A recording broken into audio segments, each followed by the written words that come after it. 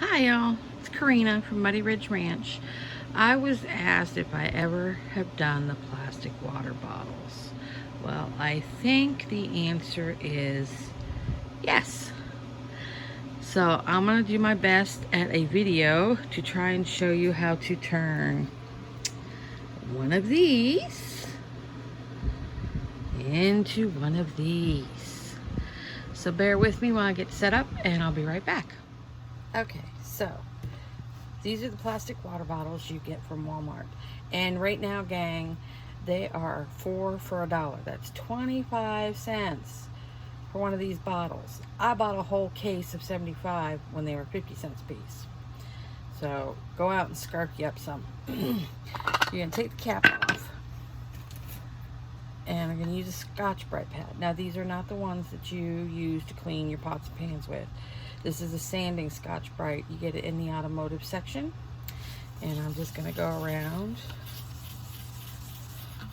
And we are going to scuff the bottle. Now, you can use sandpaper. It doesn't have to be one of these pads, but I really love these pads. Then go around the metal and the bottom. And neck. And then you want to clean it off real good. I do not use alcohol. I use these blue shop towels. You also find them in the automotive section. They're really good at taking lint away. Or you can use a painter's tack cloth. Those work really, really well. Or a clean t-shirt. Anything to get the dust off. And the reason I don't use alcohol is it does something to the plastic, which in turn does something to the paint. You might not see it after it's painted, but trust me, when you go to put the epoxy on or the alcohol, whatever you're doing to it, it's gonna affect what happens to the bottle. Now, I'm not saying it won't do it every time, but I have found out that since I quit wiping these down with alcohol, I've had less problems.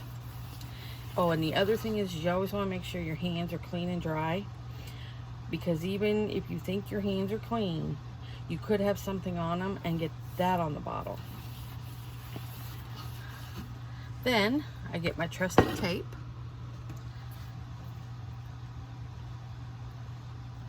I used to use the painter's tape.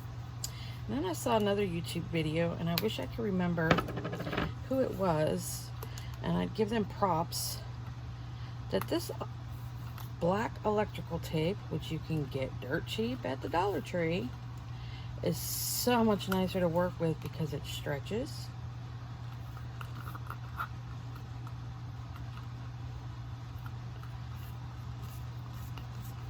And then I will take this outside. My husband has these stakes set up for me, and I hang this on there and I spray paint it and I let it dry. He's really good at having some prepped up ahead of time for me because I work and he works here on our farm. So I usually have a bunch of these done up, and so I'm a little spoiled. I don't have to paint mine very often, but you might want to do that, because I have also found that even though a lot of the spray can paints are technically set in a matter of minutes, I have found that the longer you let these set, the better. So like I said, he'll paint mine during the day and I won't use them till the following day. Or if I'm in a rush for a job and he doesn't have any done up ahead of time, I'll still let it sit 4 to 6 hours before I use the bottle. That's just me. I just feel I've had better luck that way. So then once you get to this, it will get to the painted stage like this one. And then you're ready to either do your alcohol ink, your wood grain, which if you're going to do wood grain, you would want a white one. And I'll show you then that step next, because somebody asked me about putting glitter on these. So I will show you that next. So be patient. Thanks. Okay, so now I'm going to get my resin ready.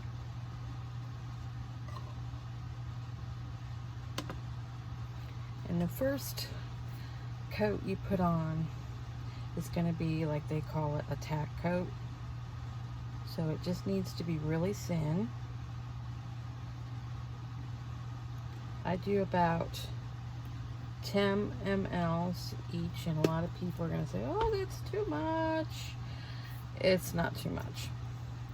And I don't mind having a little extra. I'd rather have a little extra than not enough. And I know you can still put epoxy over it and it's supposed to blend in, but it always seems to make it funky. So I'd rather mix a little extra.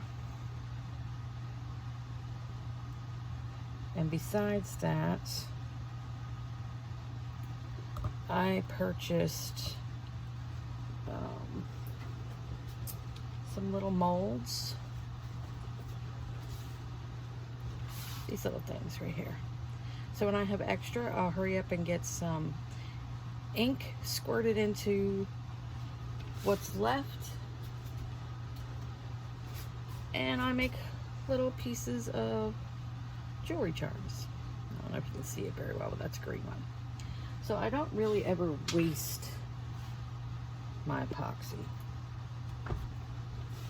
There's always a use for every little tiny bit.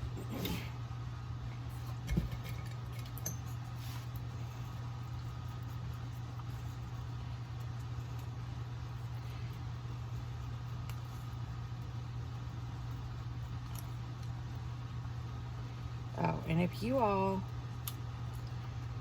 don't have one of these,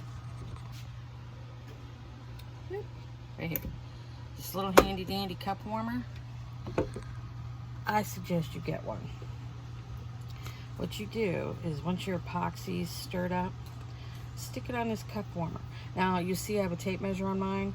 It's because it's a safety feature. If you don't have a cup on there, it'll shut off, but these aren't heavy enough. So I use a little tape measure and I just put it towards the front. It turns a little light on and it's already heating. And I'll let that sit there and warm up while I get the rest of my stuff together. Now do not leave it on there too long, because if you get it too hard, the cup will start melting, and of course your epoxy is going to get really sticky or hard depending on how long you leave it there. It only needs like a minute, and it really does help with the bubbles. It doesn't mean you won't ever get bubbles in your epoxy, but this makes a big difference. So I will get set up on the other side and I'll be right back. Okay, now unfortunately, because I said I am new to all this videoing stuff, I do not have a tripod yet. I have ordered one, it's just not here yet. So this is the plastic water bottle that's been prepped, and this is the one we're going to glitter. So I got my epoxy off of the heat, and you're going to start and put a thin coat over it. I don't start with my turner going.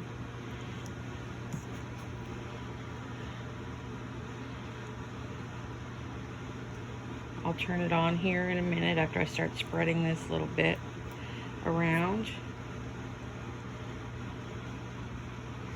Like I said, this little bit goes a long way. Alright, I'm going to finish getting the coat on here and I'll be back. Okay, so here is the thin coat of epoxy. Oh, that spot you see is just a nick in the paint. It's not going to matter, you're going to cover it up. Okay, and then now you put your glitter on. Some people start from the bottom, some people start from the top. I vary. To me, I guess it just depends on the look I'm going for. And then you just put your glitter on.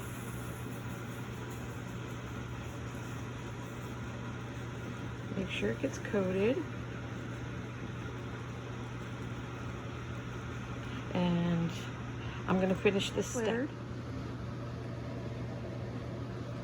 I will let this sit all day, and this evening before I go in I will put a coat of epoxy over it and let that dry till morning, and in the morning I'll put my decals on and put the finished coat of epoxy over it. Now the coat I put over top of this glitter, when it dries, if you have bumps or anything, then go ahead and sand those bumps off, but if you get it smooth, you really don't need to sand it off. And then that's it. Another tip, because you should not have heavy epoxy on this tack coat, it should not be dripping. So put a clean paper underneath to catch any glitter that might fall off. Sometimes you do, sometimes you don't. And then you can dump it, even though it's mixed, into another container like this one. And then eventually you'll have enough glitter to do your own dump cup, I guess is what they call it. So I hope this helps, and have a great day, y'all.